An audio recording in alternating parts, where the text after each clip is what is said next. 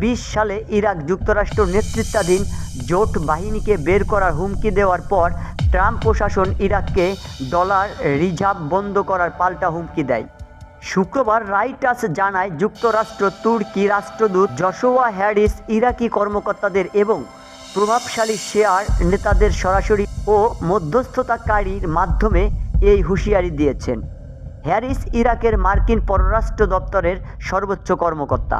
তবে ইরাক ঘনিষ্ঠ সম্পর্কে ট্রাম্প প্রশাসনের জন্য উদ্বেগের বিষয়, বিশেষত দেশটির পার্লামেন্ট প্রথম সহ স্পিকার ফাইহানের বিষয়টি যুক্তরাষ্ট্রের দূতাবাসকে ক্ষিপ্ত করেছে।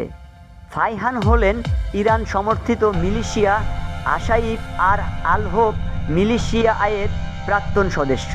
ফাইহান নির্বাচিত হওয়ার পর যুক্তরাষ্ট্রের দূতাবাস ভোট দেওয়ায় কর্মকর্তাদের সঙ্গে সমস্ত বৈঠক স্থগিত করে।